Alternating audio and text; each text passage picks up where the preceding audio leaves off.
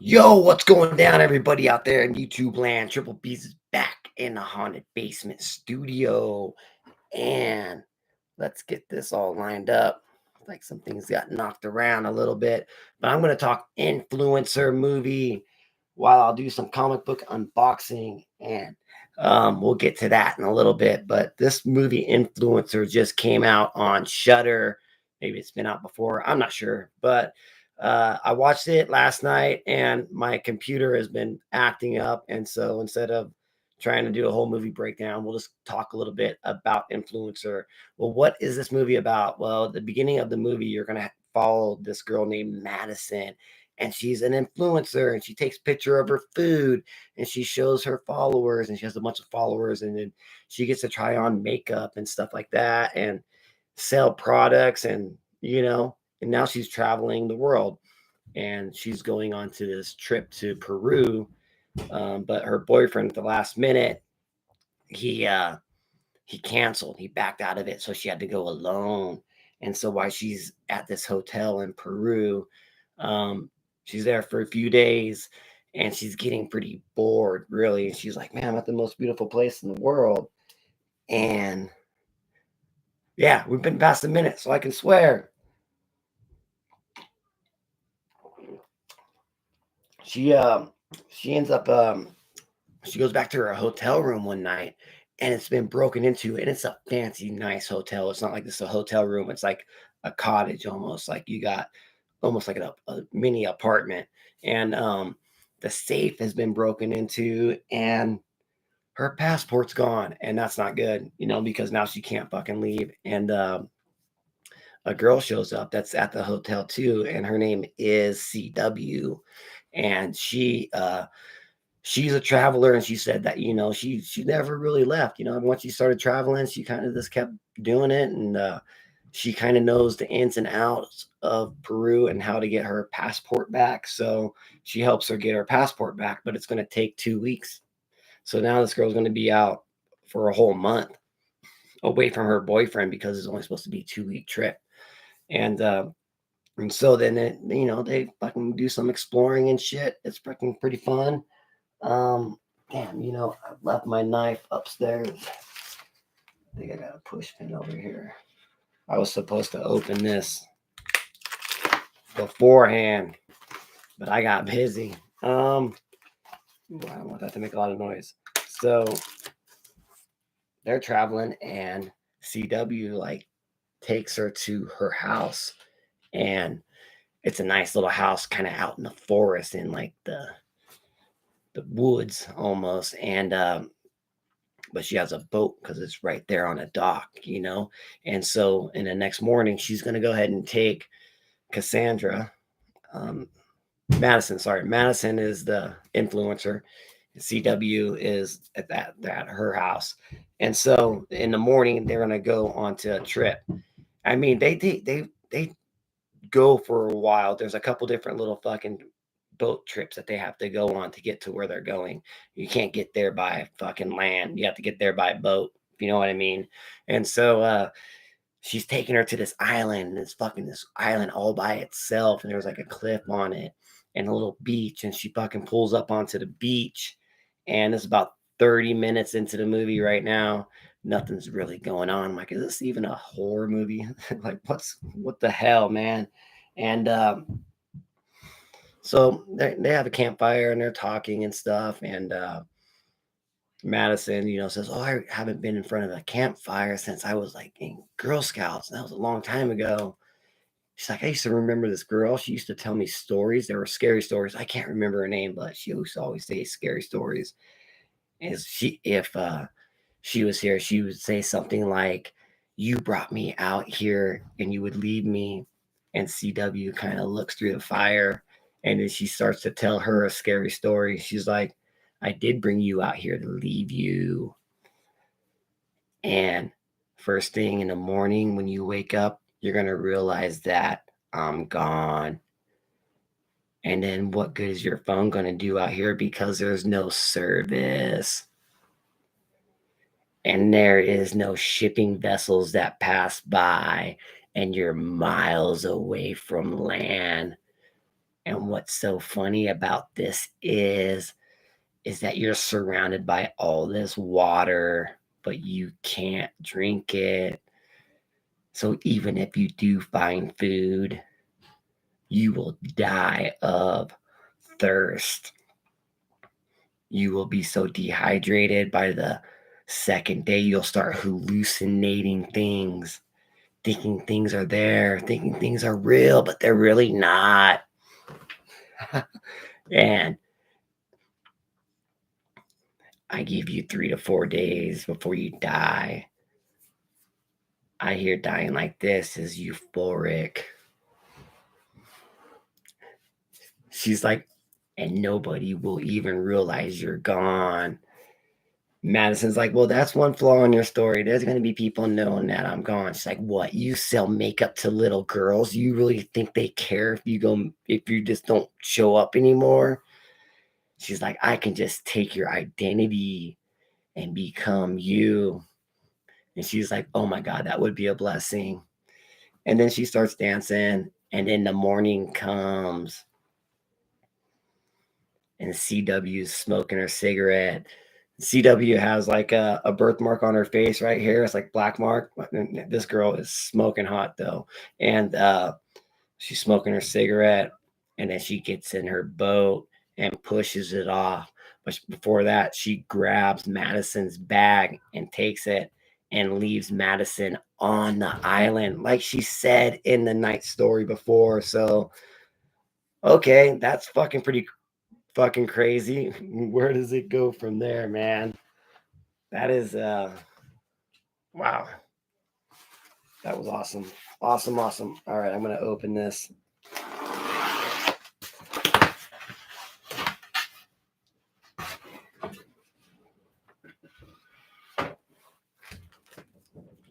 This is just a little mystery bundle of all Dynamite books, but I have a big one that's coming up.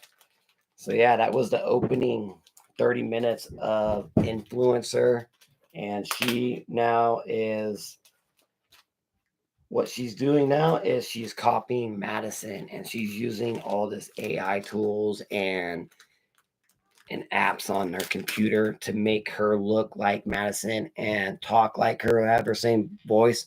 So now Madison doesn't do video chats no more or anything like that, but she still is posting every day, taking pictures of her shoes, of whatever she's eating, where she's at, the sunset. And she's actually photoshopping her, like taking pictures of herself and just replacing her face with Madison. And but like, and then she's going to the ATM and just taking all of her money out. But the money's running out fucking fast. All right, let me get this off. DMP. So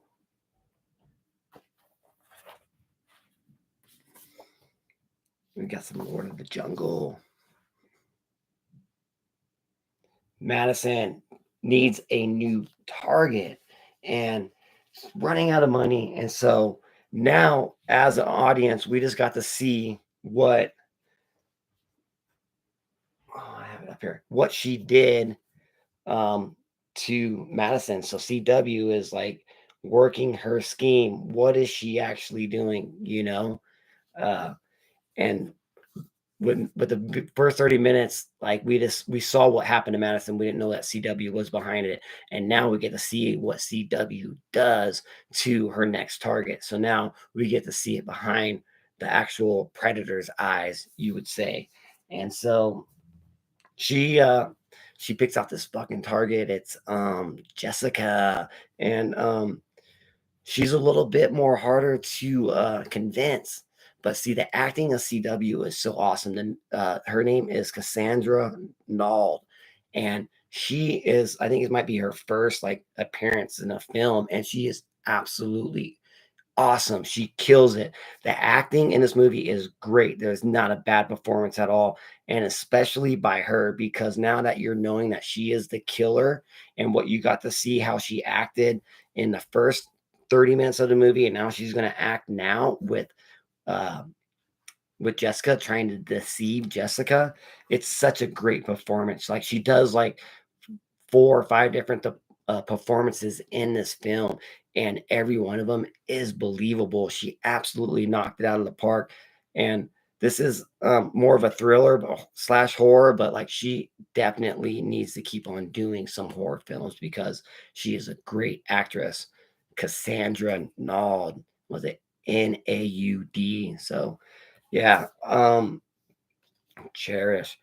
You know, I was supposed to get all Vampirilla books in this, and looks like I didn't.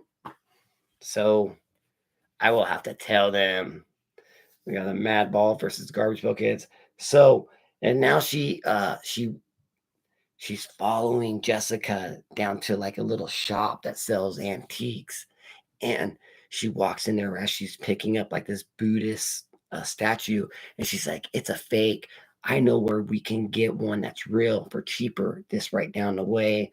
And Jessica looks up and down at CW and she says, "No thanks. This is for my sister-in-law. She won't know that it's fake or not." And she's like, "Oh, okay." And like her, that was her line to get Jessica. But Jessica was smarter than that. And now she had to think of something else. And no, and she didn't do it right away. She like left and waited till the next day. And the next day she was able to approach her again. And because she did some more research on her, and she says, "Oh, I'm sorry. I said that yesterday. I was just nervous, is because I actually follow you." And then she's like acting like she's a fan, and she's like, "Okay, I'm sorry, that was stupid." And she goes and walks away, and Jessica's like, "You follow me?" And then bam, there's the hook. And now fucking CW is gonna work. Ooh, that's nice. Work her magic in right there. Look at that Draculina. Look at that cover. So um so now we're following the same tricks. They're gonna go on a bunch of become good little friends here while they're traveling. And one night, Jessica, she's like, "Oh, I gotta meet these people. I gotta meet them for dinner. I've been pushing them off. I've been hanging out with you. I need to push them off." And so, or I've been pushing them off too long. So I'll call you later. I gotta go have dinner. And CW's like, perfect timing. So Jessica goes off to dinner, and it's time for CW to do her what she does to the first time. She goes to Jessica's hotel room. She breaks in because she took her access card all the times that they were hanging out. And she breaks in and she takes her passport and makes it look like a vandalism. And then she goes outside and she starts to smoke a cigarette, and she's holding her phone in her hand, just waiting for Jessica. Jessica gets out of the cab and goes up to her room, and she just sits there, waits, and smokes her cigarette. And then she just knows that Jessica's going to call her because she's going to go upstairs and realize that her room has been broken into and her passport's gone. And so then the same old trick over again. All right, I'll help you get a passport, but it's going to take 2 weeks. Hey, I know some places you can go, and I'm going to take you to my house. So just like at the first girl with Madison, where CW takes her to the house, and the next morning they go to the island where fucking she leaves Madison there to die, and she takes over her identity. So she's doing the same thing now with Jessica. Look at this panther. That's pretty sick. And so, oh, it's number 3. That's damn, that's a nice cover. So they get to CW's house, and it's at night, and you see the door open and a bunch of rose petals like leading into the house, and CW's like, "What the fuck?" And they walk in there, and it's Ryan. It's Madison's boyfriend, and he's like wanting to see his girlfriend because she got left there in Peru. He didn't go with her, and like so he wants to surprise her, and fucking he's like surprised, and he turns around and it's CW and Jessica, and he's like, "What? Where's Madison?" And she's like, she told me that you guys broke up. She broke up with you. He's like, no, that's not true. And he's like, where is she? He's like, how do you know that you were here? He's like, I'm paying for this place. Is because CW is using Madison's identity, for this short period of time. And so now, like, there's two people there. And because Ryan says he's not fucking leaving until he fucking finds his girlfriend. And his girlfriend is at that island, assumably dead because it said it's been 3 weeks now. So you'd imagine that she would probably die after 3 weeks. I get this Army of Darkness cover right there with Ash on it. That's pretty cool. The horror fans. And so, so they're all three of them are there. And then the next day,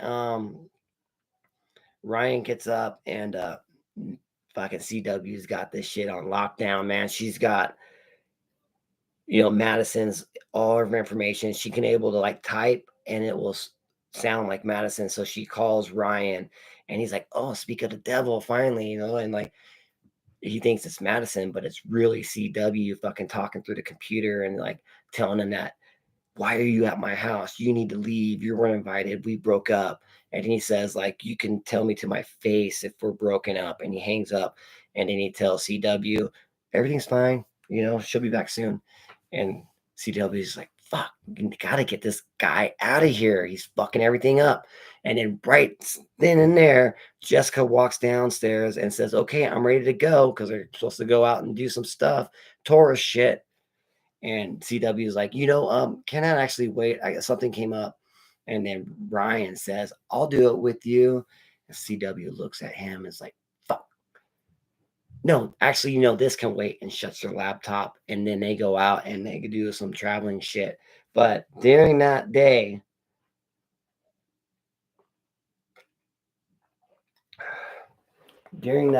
and night, after doing tourists and looking at stuff and taking pictures and stuff and doing this influencing shit, they go, to the bar and stuff, and they're drinking a little bit. But Ryan and Jessica, they start talking about what's going on, like why they're there, and like they find out the coincidence of them both losing their passport. So Jessica lost her passport because a room got broken into and CW was there, and Cassandra lost her passport because somebody broke into her room and CW became friends with her. So they're putting two and two together. And I think they're like, oh, fuck. Collars, y'all. So, and this nice red Sonia cover. And so they end up like leaving CW at the bar. And she goes back to her house and there's a cab sitting outside of her house. And she says something to the cab driver. And then she goes inside and she's fucking walking around. And then she sees Jessica and she's like, scares her. She turns around, she's like, startled me. She's like, where are you going? Where are you going? She's like, I'm going to get a hotel room. um, why? And then like she ends up, she's like, I paid the taxi driver out there. He's not there no more. So she's like, fuck, I'll call another taxi driver. And they end up fucking getting at it. And she's like, I'm getting the fuck out. Jessica says to CW, she's like, I'm leaving here because you're fucking creepy.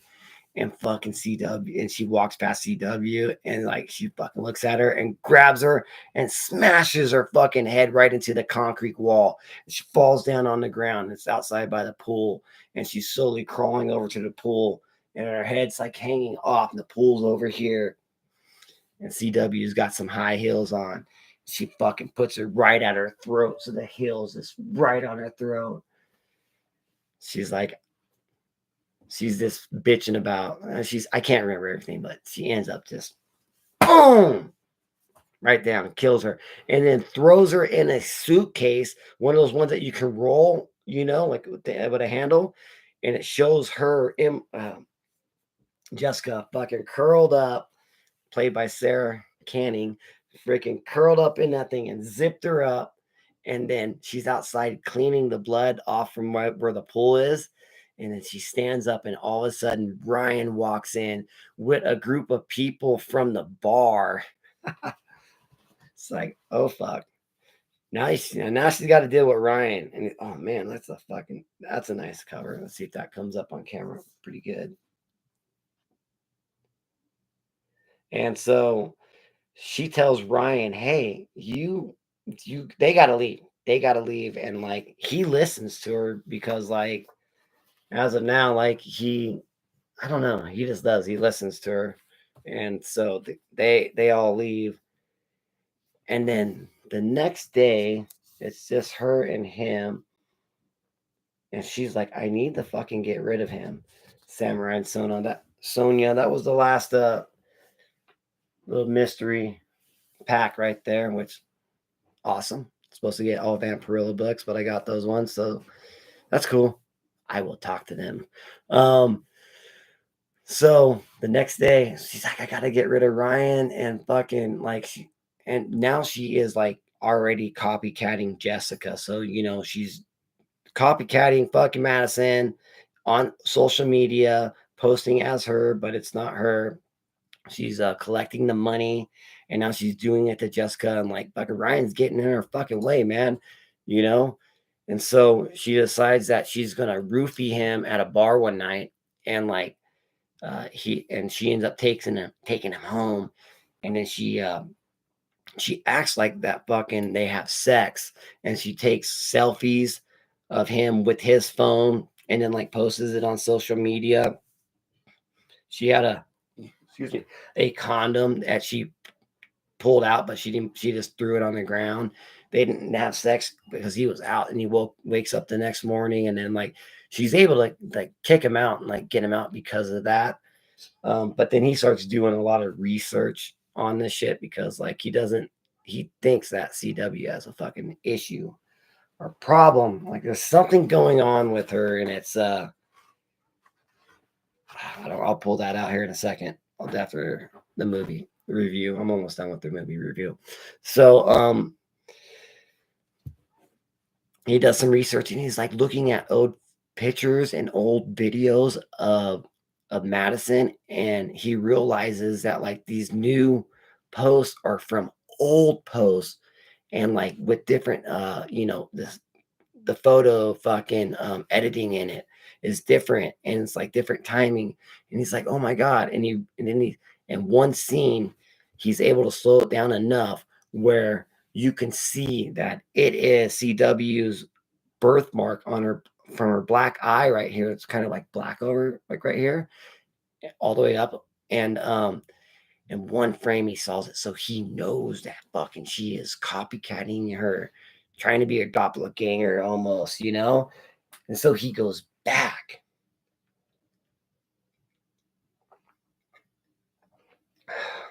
He goes back to CW, and they end up having a confrontation. Uh, they get in the boat. She ends up drowning him. She throws him off in the boat, throws him down. She fucking kicks him down. There's a big old fight scene. Can't go see my scene because I'm just trying to go off memory right here. But if you do watch any of my reviews on my channel, it is way in depth storytelling and straight up storytelling of the whole show, movie, whatever it is I'm talking about, with no ams in it. It's pretty edited, pretty good. So yeah, so she fucking throws him in the boat and fucking takes him to the island. He's dead. And she's gonna dispose of his body there at the island, which is kind of weird. And when she gets there, she notices the little scratch marks on the fence, the wood by the fire pit. Because when we first saw it, when first Madison got there was a couple scratch marks of like 6 days, I think, something like that. 3 days, 4 days. And then there's like seven, so there's 35 plus 4 scratch marks on it. So is that weeks, days? But 30, she was gone 3 weeks, so I guess 21. Yeah. So this, what she looks at it, Madison must have been making these scratch marks, and it's been freaking 37 days. So she must still be alive. What the fuck? How she survived out there? And so CW grabs the fucking shovel and she goes up and she kind of looking for Madison. Madison blindsides her and knocks her out. And then when she wakes up, she looks and runs down to the beach, and the boat's in the ocean, gone. And Madison's gone, and freaking CW is left on that beach by herself, that island where there's only nothing to eat. How can you survive? How she's been killing all these people. And she kind of like smiles when fucking she realizes she got. And now she is going to have to suffer what all the fate of the influencers that she killed before her. Yeah, cut credit scene. That was Influencer exclusively on Shudder right now. And I absolutely thought it was you know, it wasn't a horror movie, it was more of a thriller, but the acting from Cassandra Nald was amazing. Madison, Emily Tennant, Ryan, Rory, J. Jasper was great, man. So they did a great job. Really pretty girls too, pretty scenery, not bad acting, good film quality. Those are all the positives. The only negatives was like the beginning. I mean, they had to set up the story, but it was like a lot of like upbeat music, bright lights, not really a horror type feel or atmosphere to it. But when you got to Cassandra, played by, or CW played by Cassandra, she just nailed it. I mean, I'm giving her like up to Laura Lavera fucking props from Terrifier too. Like Laura Lavera right there in the middle. I give this girl that high of props on her acting and this how she could change from, you know, being who she was. So fucking great.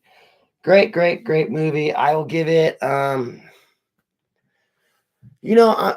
gotta drop it down just a little bit because of a thriller type movie and not more much of a horror. I'm gonna give it a 7 out of 10, and that means glad I watched it. And glad I watched it. And the performance by Cassandra Nall is fucking one of the best performances of the year. Up there with the girl from Evil Dead Rise. Was her name Cassandra too? Maybe it was. All right, so I do have one final unboxing, and I've been holding it off. I'm gonna take one more drink here. Yeah, I didn't want to go too long. We're around 30, getting around 30 minutes, and that's about where I wanted to be. Maybe a little bit, a couple minutes over. Not doing an hour stream or anything like that today, especially on this great Memorial weekend. I'm hoping you all out there are having a great Memorial weekend. Wow, I can't believe I got through that whole movie pretty much. Yeah. So I haven't seen this yet. I do have one of it, and it's kind of up there behind my head. And this one's supposed to be in really good condition. So let's look at it right now. Okay, that's the annual. That's the one I do not have. So that's X-Men, Uncanny X-Men annual number 4. And they're saying these are in really, really good condition. So, sorry about damn tape. I didn't know these ones were going to be taped with that much. But I wanted to actually see them for the first time when I did this video. So you guys, if you guys watch Influencer or you watch any shows on Shudder, I am on the middle of doing a Shudder exclusive review right now. It's already recorded. I'm just in the middle of doing the editing and all the sound. And it's called The Dark and the Wicked. And it's absolutely a crazy story. The ending will sit with you for the rest of your life. Like, I will never forget this ending of this film. So thanks, Alex, for packaging my book so dang good I couldn't get it out. Oh yeah, these are in really good condition. These are probably 92 guarantees. So all right, let's take a look at it.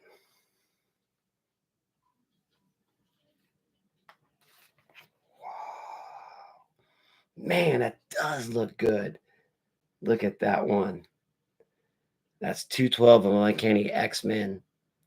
And I thought I would upgrade my condition on the one that I had.